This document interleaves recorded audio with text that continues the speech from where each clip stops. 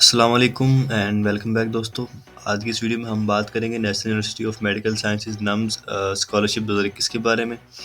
और आज की इस वीडियो में मैं आपको बताऊंगा कि आपने जो स्कॉलरशिप है नम्स वाले जो ऑफर कर रहे हैं हमें उसके लिए अप्लाई किस तरह करना है और हमारे पास यहाँ पे जो कौन कौन सी स्कॉलरशिप है जो कि अवेलेबल है, ठीक है। और स्कॉलरशिप का हमें फ़ायदा क्या होगा और इसके साथ साथ जो इसका हमारे पास क्राइटेरिया क्या है और एट द एंड जो इसका एप्लीकेशन फॉर्म आपने कैसे डाउनलोड करना है, किस तरह फिल करना है, मतलब इसकी जो तमाम तमाम डिटेल है वो आपको इस वीडियो में मिल जाएगी। तो सबसे पहले जैसे कि आप देख सकते हैं मैंने आपके सामने जो है ये नम्स की जो ऑफिशियल वेबसाइट है ये मैंने ओपन की। यहाँ पे जो है अंडर ग्रेजुएट एडमिशन जो है इसका भी हमारे पास जो है वो एडवर्टाइजमेंट वहाँ पे लगी हुई है। और यहाँ पे सबसे टॉप पे हमारे पास यहाँ पे लिखा हुआ है जो एहसास अंडर ग्रेजुएट जो स्कॉलरशिप थी वो भी अवेलेबल है। इसके साथ हमारे पास यहाँ पे एक स्कॉलरशिप का जो ऑप्शन है आपके सामने जो लिंक कर रहा है, तो मैं इस पर क्लिक करता हूँ।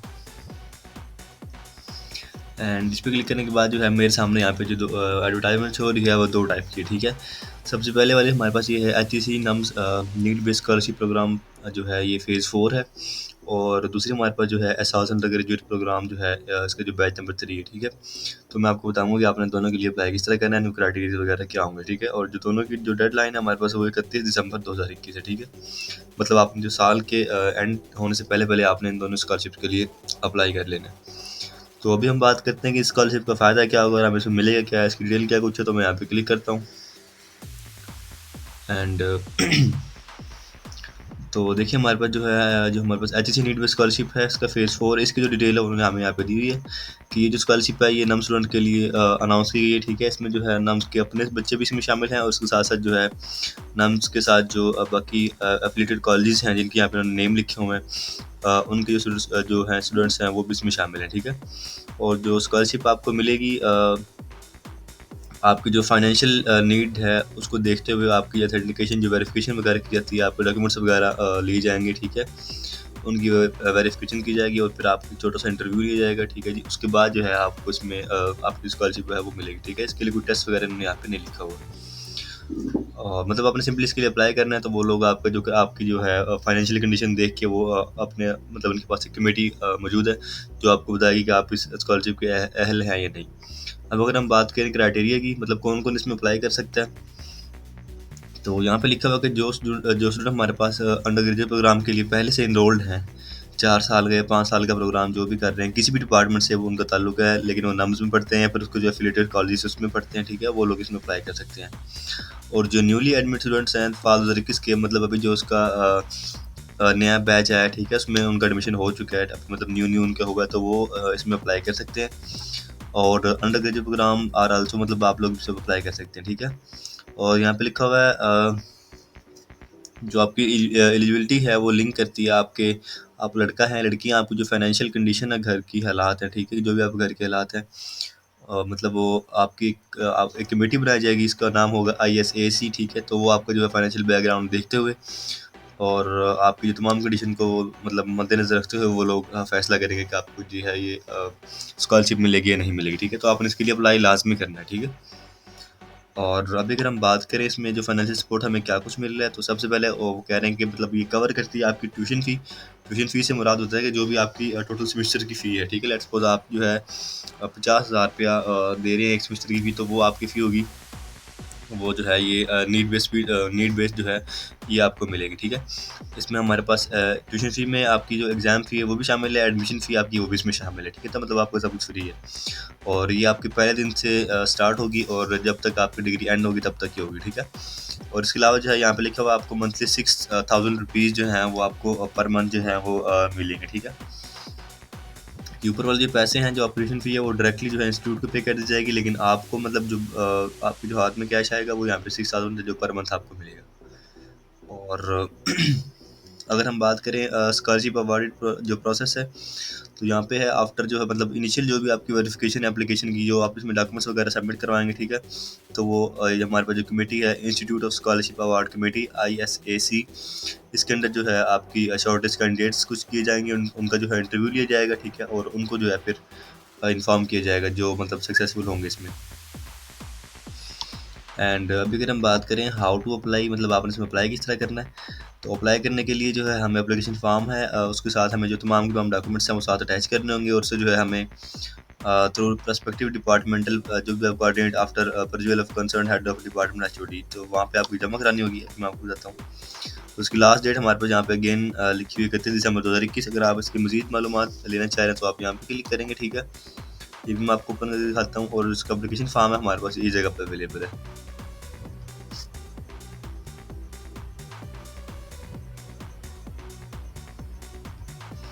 तो इसकी मेरे पास जो डिटेल्स हैं वो यहाँ पे लिखी हुई हैं, ठीक है। तो जो डिटेल जो है वो आप यहाँ पे चेक कर सकते हैं, ठीक है।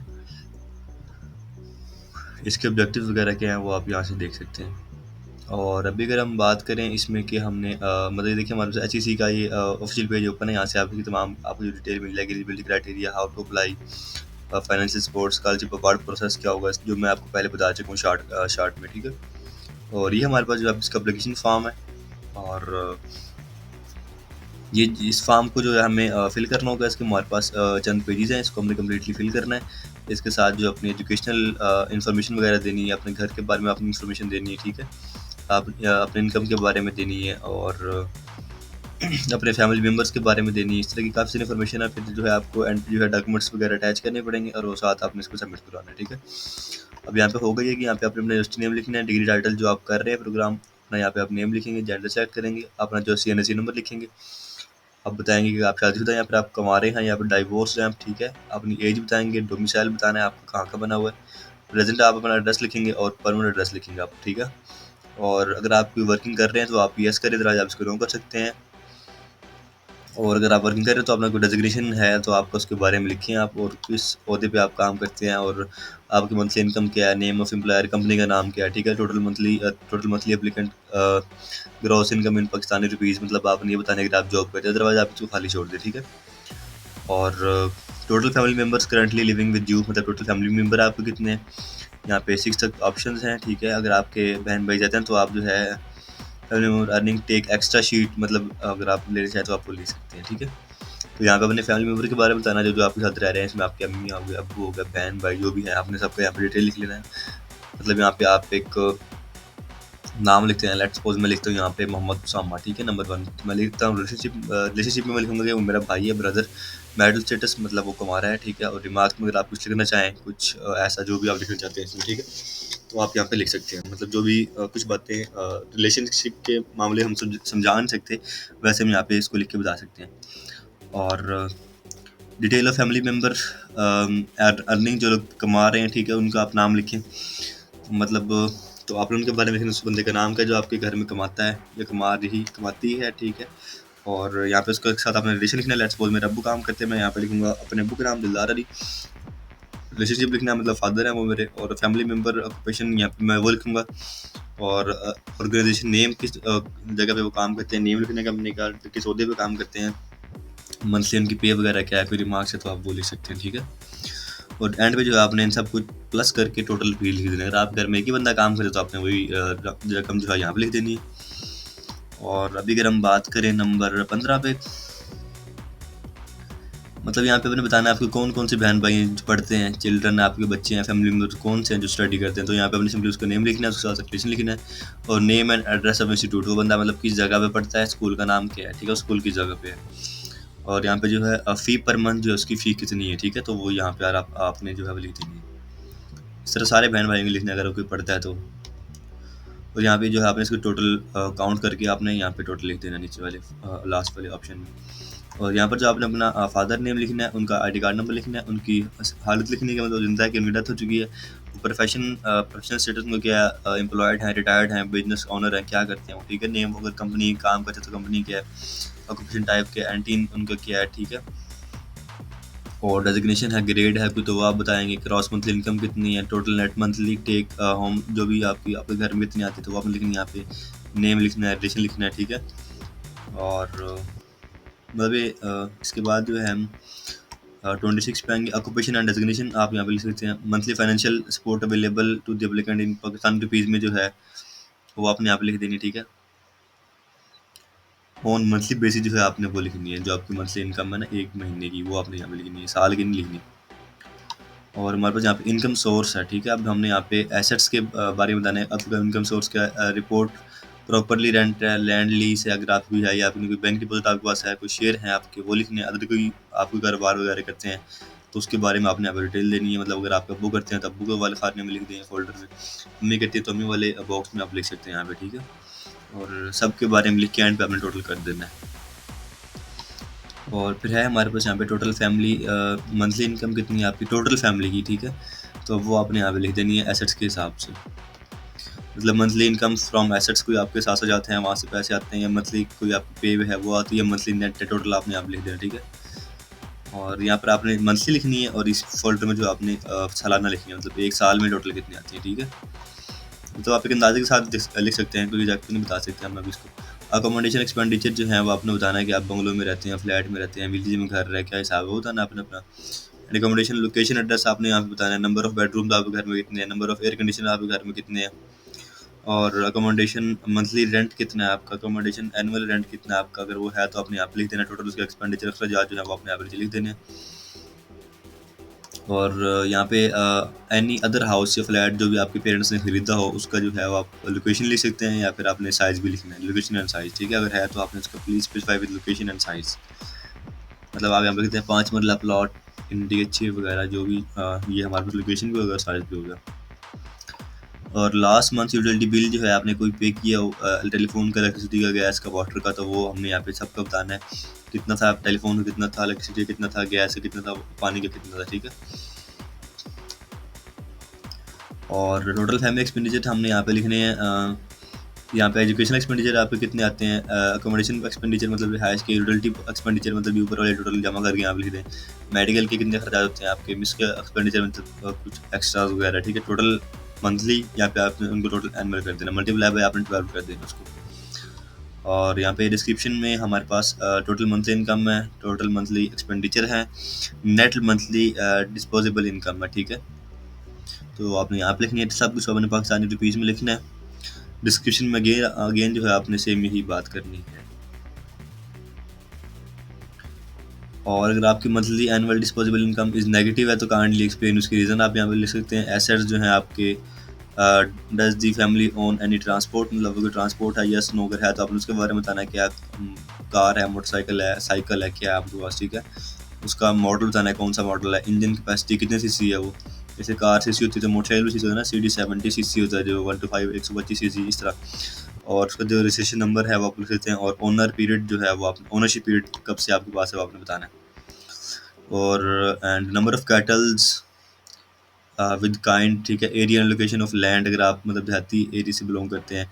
रेजिडेंशियल के बारे में आपने बताना है, क्वांटिटी कितनी है, साइज़ क्या है, लोकेशन क्या है, ठीक है। कमर्शियल है तो उसको बताना है, एग्रीकल्चर लैंड है तो आपने वो बतानी है, तो यहाँ पर आपने उसकी डिटेल लिख देनी है। और एसेट्स के बारे में, worth current market value in Pakistan, जो भी आपके एसेट्स हैं, आपके पास कोई घर है, कोई बिजनेस है आपका, कोई ज़मीन पड़ी है आपकी, कोई बैंक बैलेंस पड़ा है आपका, कोई जेवरात पड़े हैं, प्राइस बॉन्ड है, स्टॉक है, ठीक है, जो भी है, तो आपने उसका कोई गाय भैंस है बताना है किसके पास है, और या आपके अपने पास है, या जिसके पास भी है उसकी नेट प्राइस सिस्टम क्या है, टोटल आपने एंटर कर देना, ठीक है। और इसी तरह माने हम इसको यहाँ पे देख सकते हैं, loan taken for applicant education, अगर आपने कोई लोन वगैरह लिया हुआ है तो उसके बारे में आप यहाँ पर डिटेल देंगे, ठीक है।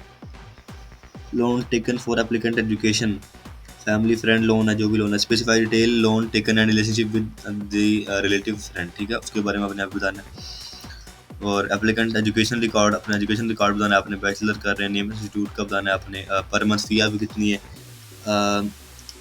टू फ्राम मंथ ईयर, ठीक है, मतलब आपने वो डेट वगैरह लिखनी है यहाँ पे। डिवीजन से GPA कितनी है आपकी, टोटल परसेंटेज कितनी बननी है वो आप यहाँ पे लिखेंगे, ठीक है। इंटरमीडिएट का आपने बताना है, और सेकेंडरी स्कूल मतलब मैट्रिक का आपने बताना है। और उसके बाद नीचे हमारे पास है per month tuition fee charges of institute last जो भी आपने लास्ट इंस्टीट्यूट अटेंड की है, जैसे हमने FSC की होती है, इंटरमीडिएट की होती है, तो उसमें हमारी जो पर मंथ फी कितनी थी, ठीक है। हैव यू गोट, अगर आपको आज से पहले कोई स्कॉलरशिप मिली है या अच्छे नो में आप जवाब दे सकते हैं। और अगर आपने कोई स्कॉलरशिप अटेंड की है तो अटैच डॉक्यूमेंट प्रूफ अगर आप दे सकते तो आप साथ दे दें, और कहाँ पे आपको स्कॉलरशिप मिलती, इंस्टीट्यूट का नेम लिखें, स्कॉलरशिप नेम लिखें, टोटल स्कॉलरशिप अमाउंट कितनी थी, टोटल स्कॉलरशिप पीरियड कितना था, मतलब आपको कितने अच्छे में वो अमाउंट रिसीव हुई है, ठीक है। क्लास लेवल वो आप यहाँ पे लिख सकते हैं।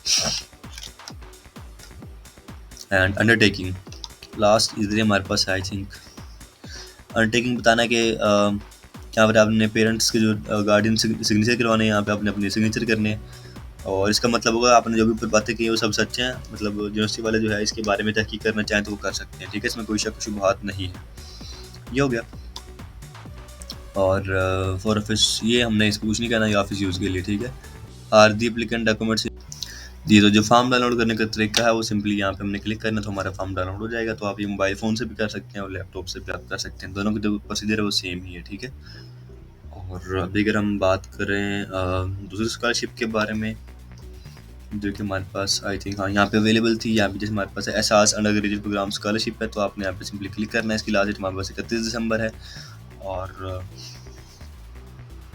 इसमें देखते हैं हमारे पास जो है वो क्या कुछ अवेलेबल है, ठीक है जी। यहाँ पर इसके बारे में थोड़ी बहुत डिटेल दी, इसका इंट्रोडक्शन है। एहसास स्कॉलरशिप प्रोग्राम बैच नंबर 3 ये एम कर रहा है, मतलब गति करता है एजुकेशन इंटरमीडिएट जो है उन लोगों को मिल रही है लिमिटेशन जिनके पास रिसोर्स की कमी है। और इस स्कॉलरशिप में जो है आपको आपकी तमाम जो ट्यूशन फ़ी है और जो एनुअल आपके सालाना आपके खर्चात हैं वो आपको कंप्लीट मिलेंगे, जब तक आपकी जो है डिग्री कंप्लीट नहीं हो जाती तब तक मिलेंगे आपको, ठीक है? और ये किन लोगों को मिलेंगे? ये भी सेम वही साहब है जिन्होंने students who are enrolled in spring and fall 2021 batch for undergraduate degree programme in NUMS and army medical college and AFPGMI, ठीक है? और as limit will be followed as per university regulation, मतलब age limit है इसमें लेकिन वो university regulation के हिसाब से, ठीक है? और स्टूडेंट ऑलरेडी अगर कोई लोग पहले से आप कोई स्कॉलरशिप ले रहे हैं, ठीक है, किसी भी किस्म की, तो आप इसमें अप्लाई नहीं कर सकते, तो मतलब आपको स्कॉलरशिप नहीं मिलेगी। और स्टूडेंट वो हैव सिक्योर्ड एडमिशन, मतलब जिनको सेल्फ बेस पे जिन्होंने एडमिशन लिया है, सेल्फ बेस मतलब तो उनको जो ये स्कॉलरशिप वो भी इसमें अप्लाई नहीं कर सकते, वो इन एलिजिबल हैं इस चीज़ के लिए। और जो डिस्टेंस लर्निंग वाले हजरात हैं तो वो भी इसके लिए अप्लाई नहीं कर सकते। और अप्लाई ऑनलाइन के लिए आपने यहाँ पे क्लिक करना है, एहसास प्रोग्राम के पेज पर जाकर आपने उसको अप्लाई करना है। और यहाँ पे जो डॉक्यूमेंट्स रिक्वायर्ड है आपने अपना CNC देना है। अगर आप जॉब कर सैलरी स्लिप देंगे, आप कॉपीज़ ऑफ लास्ट 6 मंथ आपकी जो इलेक्ट्रिसिटी गैस टेलीफोन वाटर के जो आपके बिल हैं उसकी आप कॉपी देंगे बिल की। और अगर आपकी रेंट एग्रीमेंट है in case of rented house तो आपने वो देनी है। Copies of last fee receipt of application sibling, आपके छोटे भाई या बहन की या बड़े भाई की जो फीस की रसीद है आप लास्ट वो आपने उसकी कॉपी देनी है। कॉपी ऑफ मेडिकल जो आपके मेडिकल बिल्स हैं उसकी जो है आपने कॉपी देनी है। और आपने जो एक पासपोर्ट साइज फोटोग्राफ देने हैं अपने खुद के, ठीक है? पिक्चर ऑफ एप्लीकेंट्स हाउस, और आपने अपने घर की तस्वीर जो है एक वो देनी है पिक्चर फ्रंट, अपने घर के फ्रंट साइड पर खड़े होकर जो आपने इसमें तस्वीर बना के वो उनको देनी है। और लास्ट डेट इसकी 31 दिसंबर है, उससे पहले आपने इसमें अप्लाई करना है। और स्कॉलरशिप अवार्ड प्रोसेस है, मतलब आप जो है इसमें अप्लाई करेंगे और एक जो scooty committee and shortlisted candidate को जो है इंटरव्यू के लिए बुलाया जाएगा नम्स इंस्टीट्यूट के अंदर ही। और ये भी ISAC के अंडर है। और वही जो है आपका जो पोटेंशियल कैंडिडेट हैं जो पढ़ने वाले बच्चे हैं उनको स्कॉलरशिप मिल जाएगी। और scholarship will be awarded after finalisation and the approval bye HEC, मतलब जब वो लोग आपको अप्रूवल देंगे HEC पर तब इसमें आप अप्लाई कर सकते हैं, ठीक है? और scholarship funding shall continue for next semester year subject to satisfactory academic performance, आपकी एकेडमिक परफॉर्मेंस अगर आप सेटिस्फाई हुई फिर आपको मिलेगी। अप्लाई नाउ पे क्लिक करने के लिए जो है हमने इस पर क्लिक करना है, ठीक है? और हमारे सामने जो है इस तरह के पेश होता है, ठीक है? तो मैंने यहाँ पे इस पर एक पहले एक वीडियो बनाई थी, मतलब हमने इसमें किस तरह अप्लाई करना है, तो वो जो वीडियो है वो यहीं से स्टार्ट होगी। मतलब इससे अगर आप आगे देखना चाह रहे हैं कि आपने जो एप्लीकेशन फॉर्म फिल कैसे करना है और आपने किस तरह इसको सब कुछ सबमिट करवाना है, तो आप काइंडली जो है डिस्क्रिप्शन में लिंक मौजूद है, आप वो वीडियो देख लें। तो उसमें मैंने इसका कंप्लीट तरीका बताया कि आपने HEC नीट बेस की जो स्कॉलरशिप है उसके लिए आपने अप्लाई किस तरह करना है, ठीक है? तो आज की वीडियो हमारी यहीं तक थी और इस वीडियो में आपको 2 स्कॉलरशिप्स के बारे में बता चुका हूँ। एंड उम्मीद है आपको हमारी आज की वीडियो अच्छी लगी होगी और समझ भी आ गई होगी। एंड अगर आपके माइंड में इस वीडियो के मतलब कोई क्वेश्चन है, कोई सवाल है, तो आप हमारे कमेंट सेक्शन में हमसे पूछ सकते हैं। ओके जी, अल्लाह हाफिज़।